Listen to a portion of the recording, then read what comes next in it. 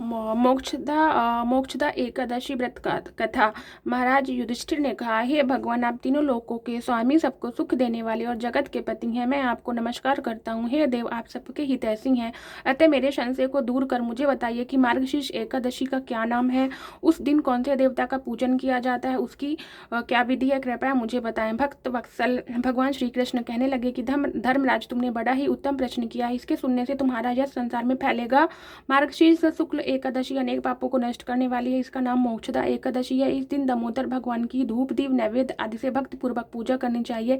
अब इस विषय में पुराणों की एक कथा कहता हूँ। गोकुल नाम के नगर में वह खानस नामक राजा राज करता था। उसके राज में चारों वेदों के ज्ञाता ब्राह्मण रहते थे। वह राजा अपनी प्रजा का पुत्रवत पालन करता था। एक बार रात्रि में राजा ने स्वप्न देखा कि उसके पिता नरक में हैं। उसको बड़ा आश्चर्य हुआ।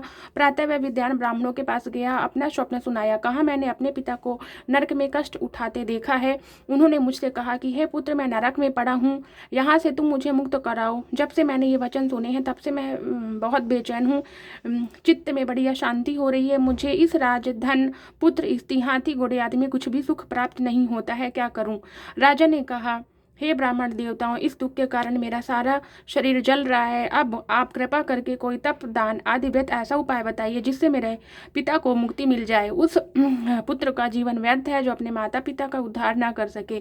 एक उत्तम पुत्र जो अपने माता पिता तथा पूर्वजों का उद्धार करता है वह हजारों मूर्ख पुत्रों से अच्छा है। जैसे एक चंद्रमा सारे जगत में प्रकाश कर देता है परंतु हजारे तारे नहीं कर सकते। ब्राह्मणों ने कहा, हे राजन, यहाँ पास ही भूत भविष्य वर्तमान के ज्ञाता पर्वत ऋषि का आश्रम है। आपकी समस्या का हल वे जरूर करेंगे। ऐसा सुनकर राजा मुनि के आश्रम पर गए। उस आश्रम में अनेक शांतचित्त योगी और मुनि तपस्या कर रहे थे। उस जगह पर्वत मुनि बैठे थे। राजा ने मुनि को साष्टांग दंडवत प्रणाम किया। मुनि ने राजा से सांगोपांग कुशल पूछी। राजा ने कहा कि महाराज, आपकी कृपा से मेरे राज में सब कुशल है, लेकिन अकस्मात मेरे चित्त में अत्यंत अशांति होने लगी है। ऐसा सुनकर पर्वत मुनि ने आंखें बंद की और भूत विचारने लगे। बोले, हे राजन, मैंने योग के बल से तुम्हारे पिता के कुकर्मों को जान लिया है। उन्होंने पूर्व जन्म में कामातुर होकर एक पत्नी को रति दी, किंतु सौत के कहने पर दूसरी पत्नी को ऋतुदान मांगने पर भी नहीं दिया। उसी पाप कर्म के कारण तुम्हारे पिता को नरक में जाना पड़ा।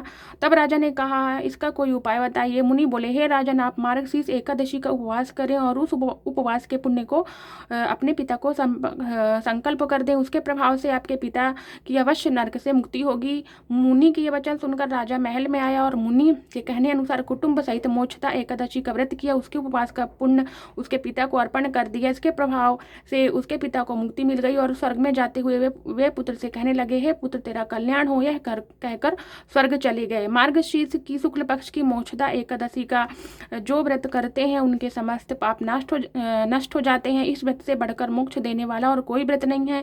इस कथा को पढ़ने से सुनने से वाजपेय यज्ञ का फल मिलता है। यह व्रत मोक्ष देने वाला तथा चिंतामणि के समान सब कामनाएं पूर्ण करने वाला है। बोलिए लक्ष्मी नारायण विष्णु भगवान की जय। बोलिए कृष्ण कन्हैया की जय। बोलिए वृंदावन बिहारी लाल की जय। बोलिए श्री वृंदावन धाम की जय। बोलिए श्री राधा रानी सरकार की जय। हरि बोल। हर हर शिव शंभु, हर हर महादेव।